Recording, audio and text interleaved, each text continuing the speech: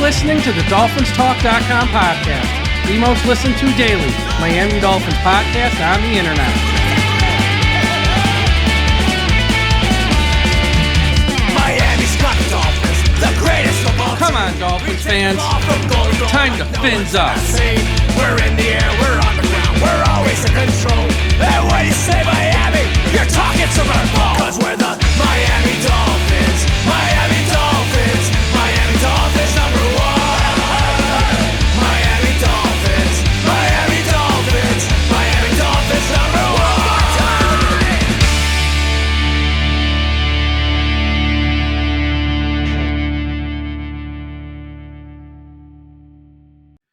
Good afternoon, Miami Dolphins fans. How are you today? And thank you for listening to the DolphinsTalk.com podcast on this Thursday, August 15th. I am your host, Michael Leva, flying solo today, as we're going to talk about all the news in the world of the Miami Dolphins. They had a joint practice today, their only joint practice with the Washington Commanders. Well, I will share what happened on the field there.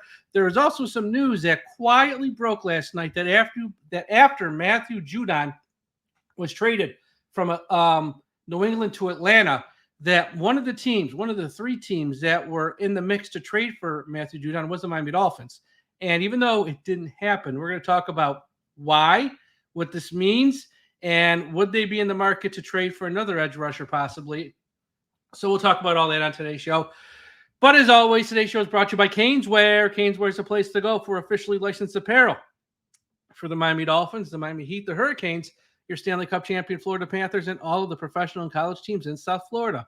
Looking for the latest jersey, a gift, or the newest hat to hit the market of your favorite South Florida team? Check out Caneswear for their overwhelming selection of sports apparel. Located at 2655 South University Drive in Davie, Florida, Caneswear has it all. Not in South Florida? Don't worry. Visit Caneswear.com to shop their inventory from the comfort of your home, and they will ship to you international fans as well. Caneswear.com is the spot that Miami fan shop. That's Caneswear.com, Caneswear.com. Also, if you haven't signed up for Dolphins Talk Extra yet, how come you haven't? Go to patreon.com/Dolphins Talk. Extra content, bonus content, extra podcast, interactive podcast will be starting soon where you listeners can join us on podcasts, share your opinions. We're going to have happy hour shows where we'll have on a few Dolphins fans at once, have some fun. We got a private message board back there. We know on social media, whether it's Twitter, Facebook, and stuff, you share your opinion. Next thing you know, you got a few dozen people calling you this, calling you that, and you can't have a civil conversation. You can have a civil conversation with us. We don't care what your opinion is. We will talk it out. It's very light, very mature, and we stay above the fray of the trolling and the constant put-downs and all that stuff. So Dolphins Talk Extra, it's only $3 a month or $5 a month, all depending on what tier you sign up for. And it's well worth it. We're going to give away some great prizes and fantasy contests, pick 'em league, survivor pools, where you can win brand new Miami Dolphins gear or Miami Dolphins bobblehead dolls. Really cool stuff that's never been out of the package with the action figures and a bobblehead doll. So check it out. Patreon.com/Dolphins Talk Extra. And before we start, just your daily reminder that VividSeats.com still sucks. Okay, I want to talk about this Matthew Judon thing. I know, I saw today on social media, well, he almost came to Miami. Who cares? Let's not talk about it. No, I want to talk about it a little bit here because I found it interesting that, yes, he gets traded from New England to Atlanta, but the Bears and Miami were the other two teams here in the mix to possibly land Matthew Judon. They were on the phone with the Patriots talking about trades and some sort of deals. It came down to those three teams. And I get the logic from Miami, why they are interested. As we've said on this podcast here, ever since they paid Tua, ever since they paid Tyreek, the Miami Dolphins have a 3-year window. They have a 3-year window to make a Super Bowl run, to make some noise. And after that 3-year window, if they come up short, if they can't win playoff games, if they can't win the AFC East, they're going to blow this up. And you'll see the head coach gone, you'll see the general manager gone, you'll see the quarterback. There's an out clause after 3 years where they can get out and not have too big of a cap hit. Tyreek, his deal is up after 3 years. So really, this is year one of their newly formed 3-year window to win a Super Bowl. And you do not want to waste one of those 3 years because these years go by in the blink of an eye. This is Mike McDaniel's third year. It feels like he just got here yesterday. Time goes by so quick. So why would Miami be in on Matthew Judon? Well, they probably don't want to play half a year or more without Bradley Chubb. If you got eyes of winning and winning big this year, Bradley Chubb not being on the field for half the year or more isn't good. And, Jalen Phillips just comes back from PUP this week. Chop Robinson's probably going to play in his first preseason game this weekend. Muhammad Kamar's a 5th-round pick. It is what it is there. But, if you bring in a Matthew Judon to line up opposite Jalen Phillips, and then when Chubb eventually comes back in October, November, whenever, you got some depth, you got some insurance, and, are you really taking a drop off with Judon and Jalen Phillips than what you had with Jalen Phillips and Bradley Chubb? The answer is no. The answer is no. So, yeah, I know why Miami wanted Matthew Judon. And, again, when you're in this 3-year window to make a push, which, trust me, they know. They didn't structure these deals this way. They know, and by they, I mean Chris Grier, Mr. Ross, Mike McDaniel. They know this is their window. You're not worried about the salary cap. And right now, they got the 3rd most salary cap space in the NFL, I believe. It might be 3rd or 4th, somewhere around there. You get the picture. They're not worried about salary cap space. They're not worried about draft picks. They are worried about winning on the field. And Matthew Judon would have helped them win on the field. And so they didn't get him. So I'm not going to harp on what it would have been with him here. That's just dumb and pointless. Here's the big takeaway from the fact that they were in on him. What does this mean for Bradley Chubb's future in Miami? Bradley Chubb is coming off his 3rd ACL injury. He had one on his left knee in high school, one on his left knee in 2019, and now he has one on his right knee in 2023. That's going to cause him to miss time this year. Will he be the same player coming back from this one? Most players can't come back from one ACL injury, let alone 2. Now we're asking him to come back from a 3rd. That is asking a lot here. I'm sorry, I have to multitask and look away for a second. That's asking a lot for anybody, and I don't know if he'll ever be the same player he was prior to this 3rd ACL injury. And you look at his contract. They restructured his contract this past offseason. And most of the times when you restructure it, it means, for the most part, we're going to slide around some money and he'll be here longer. We're going to send some money down, kick it out, which they did. But with Chubb's restructure, it's a little different. They have an out after this year, meaning after this season, next February, March, if they want to move on from Bradley Chubb, if they cut him with a post-June 1st designation, it opens up $20 million in salary cap space. They have to eat $9 million in dead money, but that's nothing when you're going to open up $20 million in salary cap space. That's a lot of money for a guy who is now going to be pushing 30 next year this time, a guy who will be coming off his 3rd ACL injury. So I'm wondering if this Matthew Judon inquiry, just where they're thinking about it, let's throw out a trade offer, see if we can get him, let's try and land him, is not so much a short-term play, more of a long-term play in that, hey, look, this is it for Chubb. Maybe he'll come back, mid-October, late October, first part of November, who knows. But we don't think he's going to be the same guy. Or we know, you got 3 ACL injuries since high school. That's a lot. That's a lot for anybody. He might not be the same guy. He might not be worth what we have invested in him, knowing we're paying him all this money, and now he's got another injury. He also had ankle surgery when he was with the Broncos. He's had 3 ACL injuries and an ankle surgery. I get why they might be looking to move on from him now, and that out they have after this year makes sense. So it didn't work out, obviously, with Matthew Judon in that trade.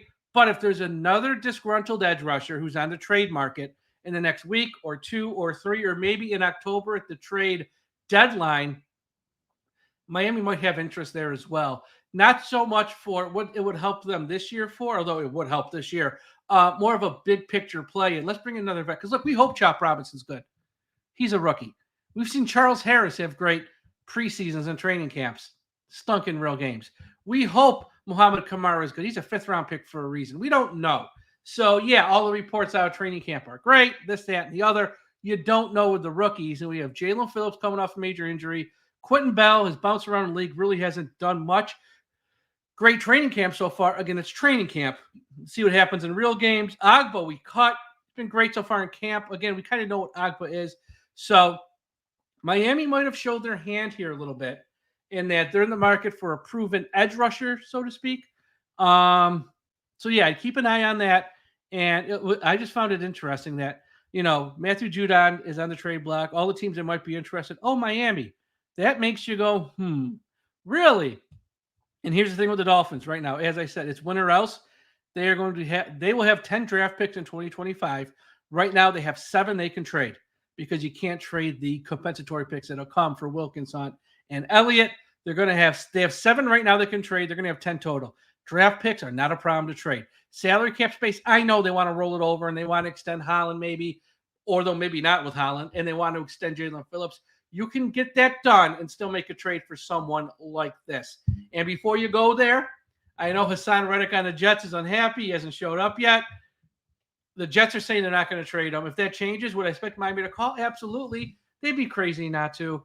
But until the Jets are willing to put him on the trade block, I'm not going down that road. I think it's a waste of time. But yeah, I saw that report when I woke up this morning from Aaron Wilson, NFL Insider, one of the most respected reporters out there. When he reports stuff, it is spot on accurate every time.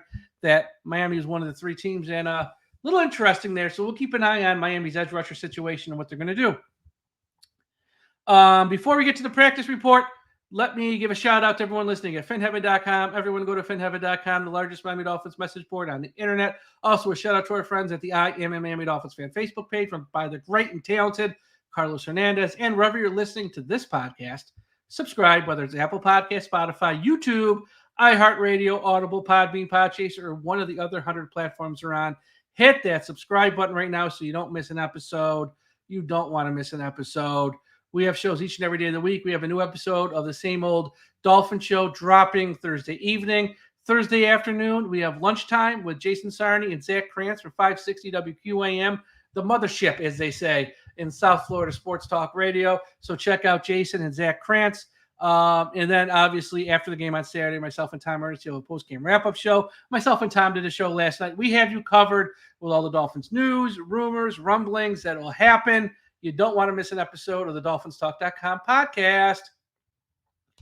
Okay, this was technically the last training camp practice of the year. Now, I know they're still going to practice moving forward, but quote-unquote training camp in its truest form, this was the last one. Is now moving forward, fans will not be allowed in attendance. This was the last day of fans at practice, and it was a joint practice with Washington. This is the last quote-unquote training camp practice. So now moving forward, it's just really practice that is private, secluded, with no media or fans really in attendance. Media might be there for a little bit of these practices, but it's going to change now after today. So here's who did not practice today. It's a long list. Jaylen Waddle, Aaron Brewer, Jeff Wilson, Benito Jones, Tanner Conner, Jordan Poyer, Jalen Ramsey, Javon Holland, Anthony Walker, Anthony Schwartz. Orange jersey today. Little bit of a troll job. It was Kendall Fuller. Why was Kendall Fuller wearing the orange jersey today? Because they were practicing against his former team, the Washington Commanders, who he played for last year. I don't even think he practiced yesterday, Kendall Fuller, but somehow he got the orange jersey. He might have practiced yesterday. I can't remember. But he wore the orange jersey. Seems like a little bit of a troll job against Washington. Okay, and on this day, overall, big picture takeaway, shocking, I know, Miami's offensive line was bad. Washington ate their lunch and sort of pushed them around all day. Here are some of the highlights and lowlights, I guess. Tua had Tyreek Hill open on a deep pass, but he overthrew him. That's right. Tua actually overthrew Tyreek Hill. Miami struggled. Miami's offensive line struggled all day to slow down Washington's pass rush. Jonathan Allen was getting through the interior guards and centers of Miami's offensive line with ease most of the day. Tua was under constant pressure all day when Miami's first-string offensive line was on the field. Dolphins left guard Robert Jones had a lot of trouble blocking Jonathan Allen. Jaylen Phillips did participate and practice again, 4th day in a row, but he did not do 11 on 11s. Mike White hit Durham Smythe in the end zone for a touchdown in red zone drills. Emmanuel Ogbah had a tackle for a loss on Brian Robinson. Skylar Thompson hit Eric Izukama for a red zone touchdown, but Eric Izukama dropped the ball. So not a touchdown, it was a drop. Marcus May had an interception on a tipped ball thrown by rookie Jaden Daniels. Raheem Mostert had a nice-sized run for a good gain up the middle. Raheem Mostert caught a red zone touchdown pass from Tua. Skylar Thompson hit Tyreek Hill for a big gain over the middle. A Tua pass to Tyreek in the end zone was broken up by Washington. Kader Kohu had good pressure on a blitz on Jaylen Daniels. Dolphins rookie left tackle, pretty much the only offensive lineman who's done anything good. Patrick Paul did a good job in one-on-one drills versus Washington, but again, he's not a starter, so not going to help you in real games. Tua hit River Craycraft for a 5-yard touchdown. Jaylen Daniels for Washington might be the real deal, and I know it's just a practice, but in the red zone drills, Jaylen Daniels ate Miami's defense alive, was outstanding. Now, when they weren't doing red zone drills, Jaylen Daniels looked like a rookie quarterback at times, but in the red zone, in those drills, Jaylen Daniels was on fire. Jaylen Daniels hit Jamison Crowder for a touchdown when Patrick McMorris was in coverage for Miami. Jaylen Daniels hit Luke McCaffrey for an 8-yard touchdown with Storm Duck in coverage. Dolphins defensive tackle Neville Gallimore stopped Washington running back Chris Rodriguez for a loss. Jonnu Smith, they gave him a ball on a running play and went for a very little gain. Cam Smith had very good coverage on a deep pass thrown by Jaylen Daniels. Jaylen Daniels hit John Bates, who beat Elijah Campbell in coverage. Dolphins rookie undrafted cornerback Isaiah Johnson broke up a pass. Isaiah Johnson, the star for the Dolphins of yesterday's practice, was great again today. Devon Achane had a short run that was stopped just short of the goal line. Liam Eichenberg got in some mini scuffles. I don't want to say brawls or anything. He and Deron Payne got into a few shoving matches today. Kendall Fuller had an interception on Jaylen Daniels, so he got an interception on his former team. But Jaylen Daniels did hit Terry McLaurin on a pass that went for a touchdown with Kendall Fuller in coverage. And some unfortunate news, Washington linebacker Bo Bauer had to be removed from the field on a cart. It's never a good sign. So wishing all the best for him. So, yeah, last practice with fans in attendance. Friday's an off day. And then Saturday evening, Washington Commanders, Miami Dolphins, preseason game number 2. Mike McDaniel said in his media session, that some of the Miami Dolphins starters will play. He said some, not all. We'll see. I don't know. I think we'll see Tua for at least a couple series. I think we'll see Tua. And if you see Tua, you'll probably see Armstead as well for a couple series because it would be malpractice to put Tua on the field with anyone else at left tackle. So I think we'll see that happen as well in the game.